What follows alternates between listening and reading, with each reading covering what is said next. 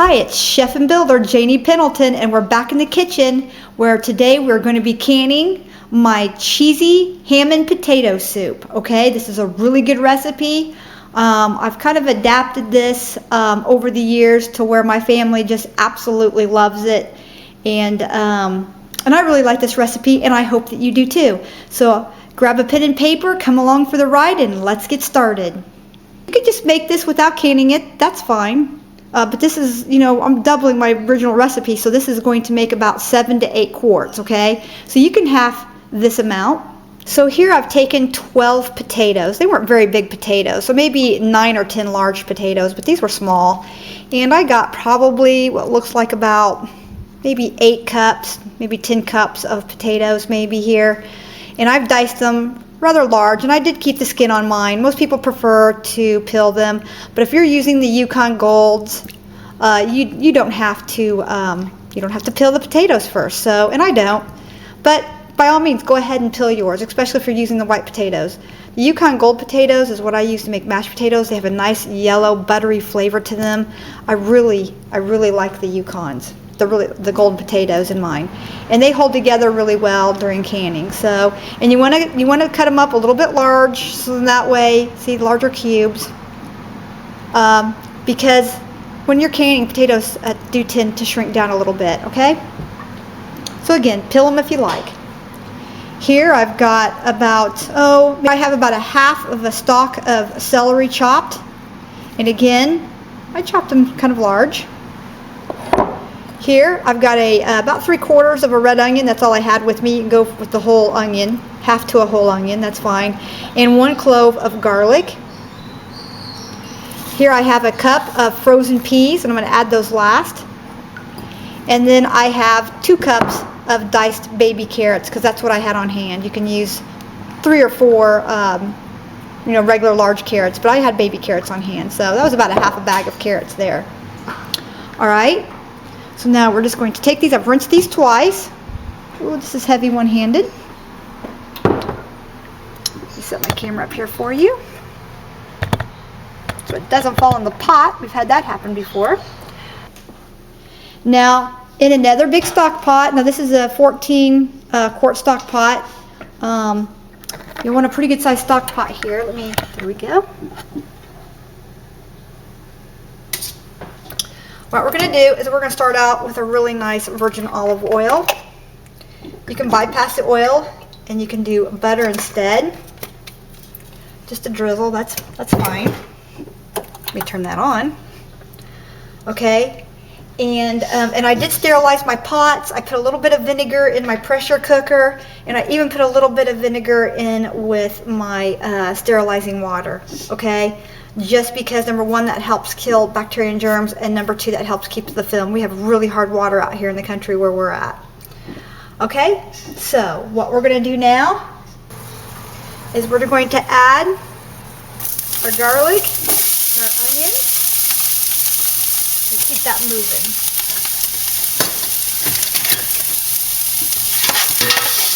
In the celery, now a little bit of a stir. And so in the carrots, that's fine.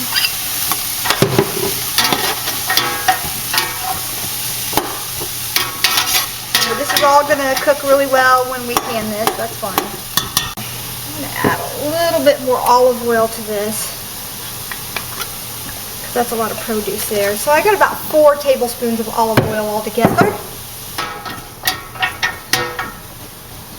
Now, if your chicken stock is going to have salt in it, you don't have to salt at this stage. But my chicken stock is homemade, and I did not salt it. So I'm going to go ahead.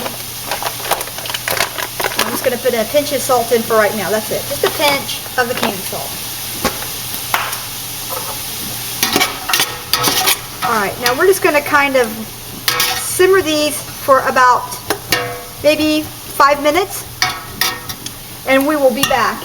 Perfect. You don't want it to cook all the way through, because remember, we're going to cook this for 90 minutes. Unless you're planning on eating some of this with your supper tonight, then what you want to do is, now we've got our potatoes that we've rinsed twice here, okay, and enough water to cover the potatoes.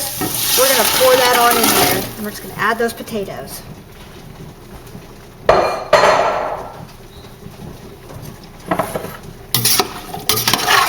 gonna give that a stir. It's really good. And we still don't have enough water to cover everything because just only enough water that covered the potatoes. So you can see we're still short some fluid. So I've got some really good chicken broth in here. I'm gonna add that. Now to this, I'm gonna add about another 2 pints of water just until that's covered. That's perfect. And to this, I'm also going to add my diced ham. And that's going to be about 3 cups worth. Okay, I have some of my home canned chicken stock. We're going to add that as well. Now that has a little bit of salt and pepper in it. So you want to be sure and get a couple of clean spoons and taste test this. You want to grab a couple of clean spoons and you want to just taste test this.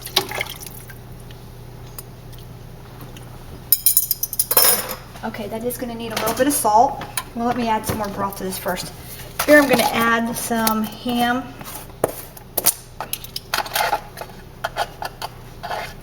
About a tablespoon. You know I'm going to go 2 tablespoons. There we go.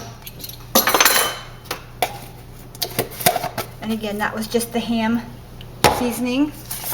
Doesn't have a lot of salt in this. But before you salt anything, you want to double check. And here I've got a little bit of chicken bouillon. I'm going to add 2 tablespoons of this. I like lots of flavor to my soup. You can see it. Okay, I'm just going to give this a stir. That piece of ham there is a little bit too big. Let me cut that in half. There we go. And we're just going to bring this up to a boil. We do not really want to cook these potatoes too much because this is going to be in the canner for 90 minutes. I'm going to add a little bit of ground black pepper.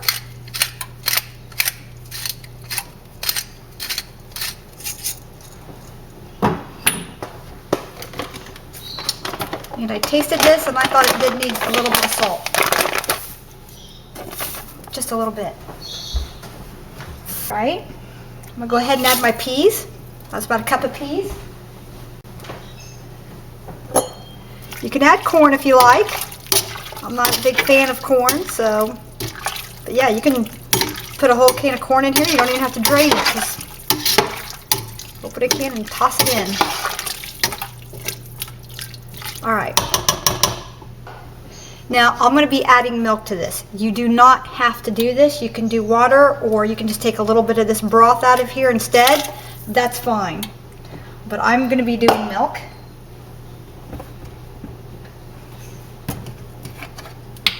And I'm actually using lactose-free milk because I have to be lactose-free. So see, I'm just using some lactose-free milk here. And I'm going to fill up a 2-cup measuring cup here. About 3/4 of a cup of milk will be plenty. Well, you know what? I'm going to go for the whole cup. So 1 cup of milk. To that 1 cup of cold milk, I'm going to be adding a 1/2 cup of gluten-free flour. Blend that in really well. Now you can make a roux and add that if you want, but I don't find that to be necessary because I want to adjust how thick I'm going to do this. If you're going to be eating this, you want to make this a little thicker. If you're going to be canning this, you want to make sure this is thin enough to can. So it'll be more soupier, more, more fluid-like. So make sure we break up all those lumps really well.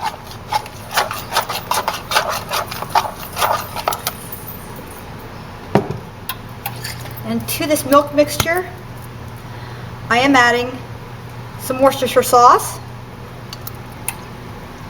Just a couple of drops.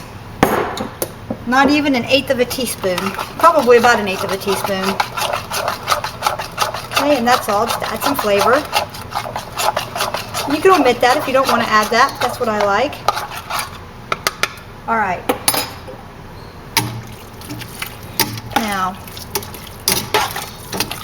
one last stir here. Now I'm going to give this one more taste. Oh, that is really good. That ham flavoring is really in there. That chicken broth, it's perfect. All right, so now what we're going to do, we're going to bring this up to a simmer.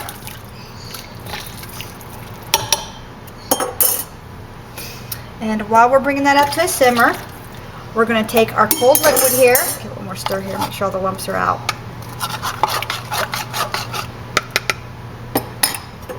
Okay. And we're going to, this is kind of the trick. We're going to stir in one hand here, but we're going to dip this container in here, picking up some of the broth like this, and we're going to be adding some warm broth and dipping it in and out just like this. I'm sure you've seen your grandmother do this or your mother. Okay, and we're not going to pour it all in there, just some. Matter of fact, I can get some of these vegetables back out that I dipped in here. Okay, we're going to reserve some of that. We're going to see how thick we've got it, just that amount. If you want to, you can add some more broth or some more water. Try to add broth when you can, once you get the flavor the way you like it. That way you don't water down the flavor. Okay, that looks good. Now a little cheese, which is going to thicken this up even more. And here I just have some Parmesan. Just going to add, oh, probably about a cup's worth. Actually, I'm going to save that for my spaghetti. I got some that's smaller here. Let's add some of this. I'll add about a half a cup of that in there. Give that a stir. We'll see how that tastes. Now you just want to heat this until the cheese is melted and until it's a little thick. Now, like I said, if you were serving this on the table and you weren't canning this, you would probably add more of your thickener. And you would make this a little thicker. But we're canning this soup. So it has to be pretty thin and it has to be able to handle 90 minutes of canning. Looks really good. Okay, so when we bring this up to a boil, we will be right back. Then you want to wash your jars in the water, rinse them really well, and then I set them over here in my strainer and I put them into my water. I turn them upside down and I put them in my water to steam.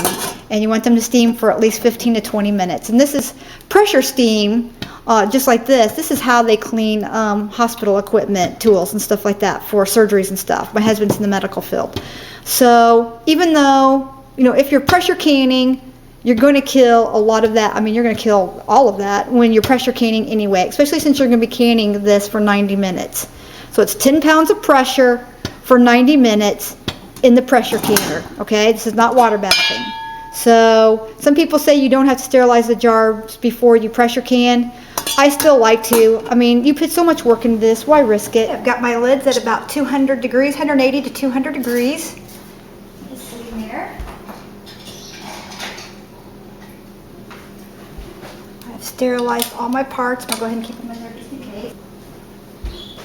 Oh, that is hot. Ooh, hot. Hot. Okay, and that is even hot.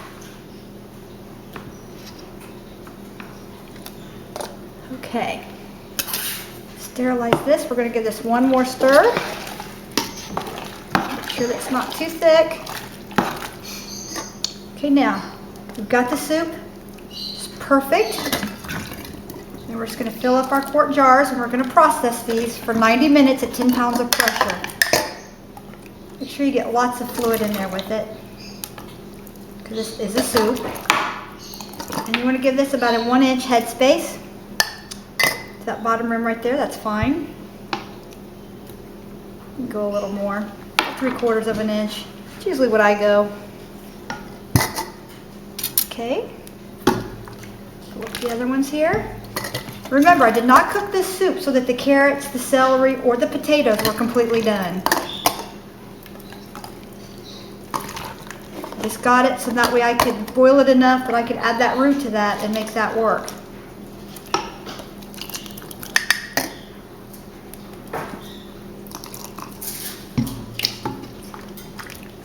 Should have added some ham to this one. I didn't see a lot of ham go in there. Okay. It's a little too much, okay. Here we go.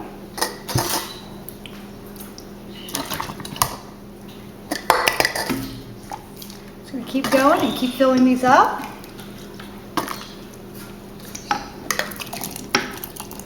need my, this was Opal Purcell's, my ex-husband's grandmother's. Like I said, I've been canning for over 30 years, so I hope these canning videos I'm bringing to you help.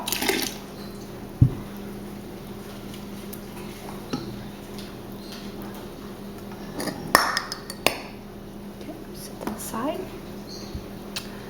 All right. So what we're going to do is, I know this is soup, but we're going to go ahead and debubble anyway. It's the safest thing to do. That way your lid doesn't buckle on you. And you'll notice that there might be a little bit more room for some more broth or what have you. That one looks fine. Okay, we're going to take a clean napkin, dip it into that clean lid water. And we're going to use a different napkin for each jar. We're not going to double dip.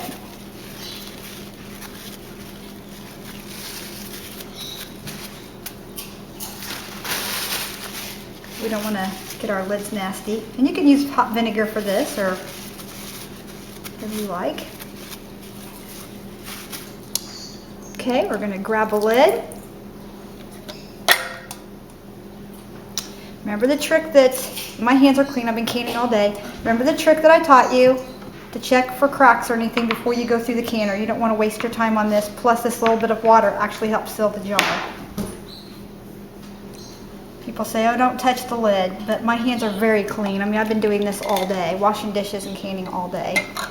And this is going through the pressure canner, so that's fine. And yes, I do line up my words with my front of my jar, I know. If you'd like, you can just put it on like this so you don't have to handle that lid, but there we go, and just finger tighten, hot, hot, hot.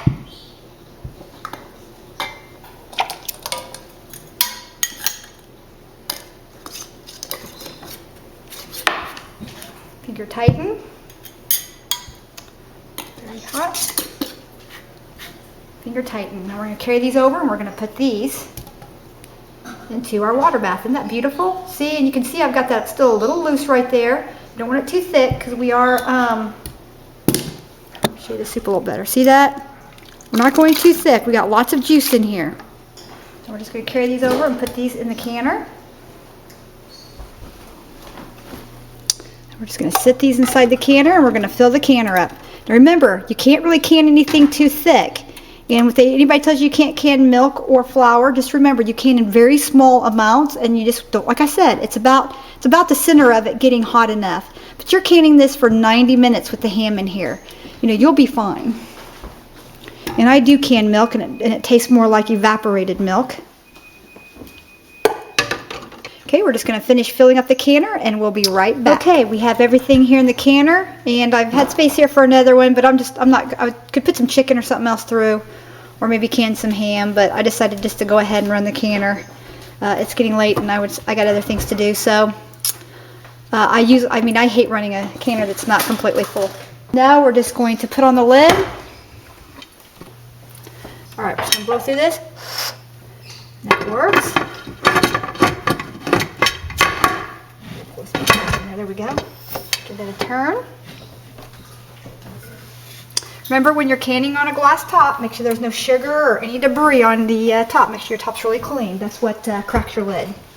And I got a price the other day to replace my lid, and it was about $850 by the time they install it, close to $925, I think he said. So this is a very expensive top to replace on my Kenmore Elite commercial range. So we want to be careful. You know, whenever you're canning, pick up your canner and don't slide it across anything, just pick up your canner.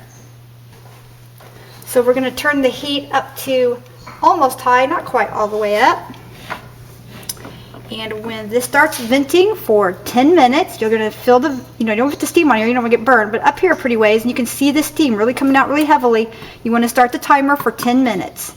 Okay, when it's done steaming for 10 minutes, then this little nipple right here should raise up. And when this nipple is raised up and your 10 minutes are up, then what we're going to do is we're going to put on, what we're going to do is then we're going to put on our weight after that's steamed for 10 minutes.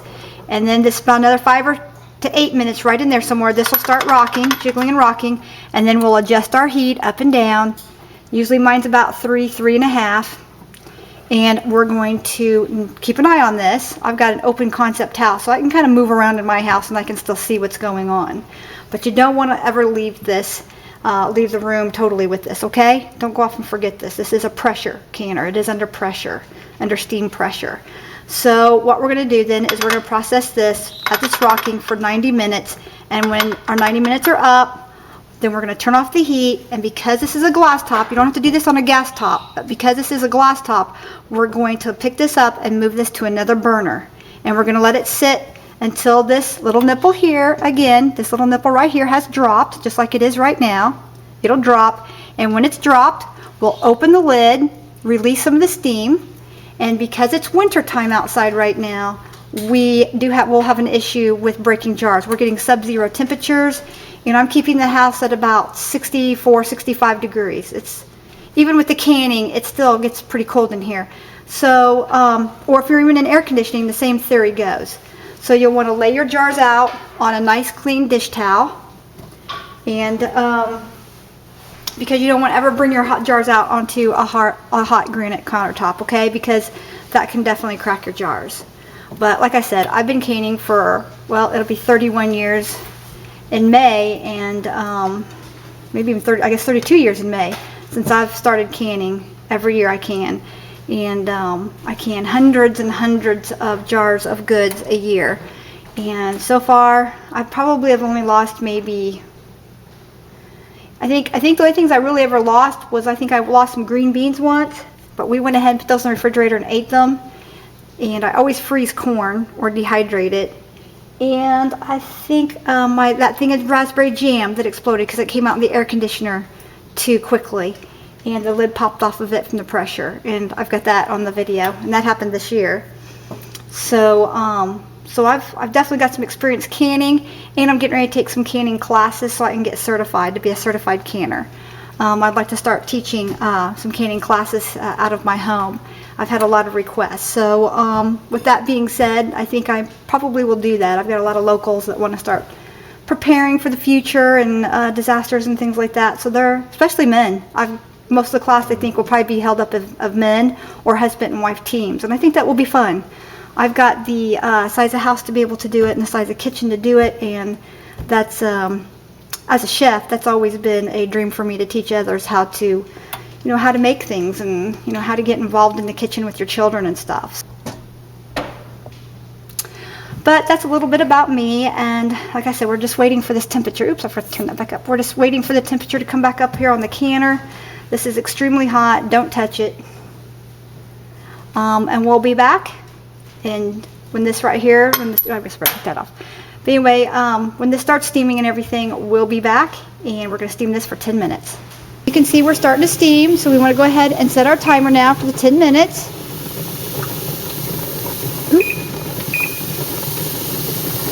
My thumb is wet. It's slipping off the timer. You can see where that's wanting to jump up here. Okay, so we're going to steam. Turn that down just a hair bit. Can you see that steam escaping there? I don't know if you can see it or not. You can really feel it. By holding your hand over it without burning yourself up here at about 10 to 12 inches up, you can really, now you can see it.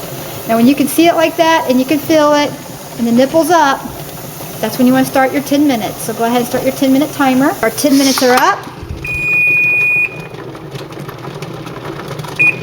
I'm going to clear that because we don't want to start timing yet. This has to start rocking first. We'll get that heat up there so it will start rocking. But see, our little nipple is up. And don't touch this, it's very hot. And when this starts rocking, we'll be back and we'll set the timer for 90 minutes, and we'll see you when our 90 minutes are up. The nipple is dropped. This has been set aside. We can now remove that. There's no steam or anything. We're going to unlock this and just let it sit for just a few seconds. And when we open this, we're going to open this away from our faces so the steam comes out and we don't give ourselves a nice steam facial. See that steam? It's very hot in there. As a matter of fact, we're going to let that sit there for just a second.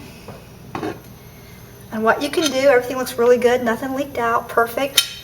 So what we're going to do here is we're just going to set the top on here, and we're going to wait about 3 or 4 minutes before we remove these. We don't want to wait too long because of the pressure. That's how we get the pressure, and that's how we get the top of those seals to lock down.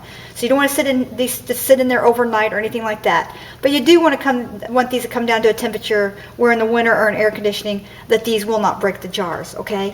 So we'll be back in about maybe 3 to 5 minutes, and then we'll remove them. Okay, we're opening this away from our face. Let's see what we got here. Oops, we got some that are already popping.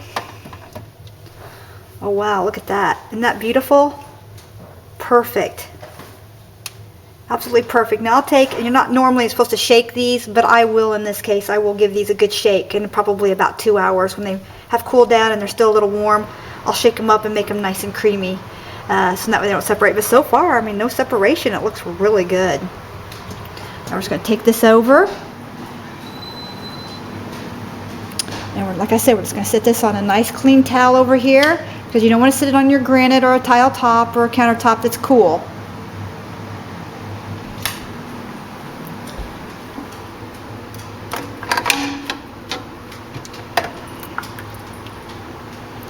Just check each one out, make sure there's no cracks or breaks.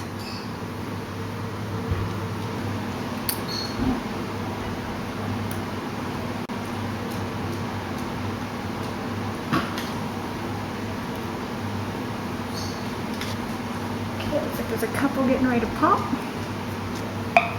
Oh, there we go, they're popping.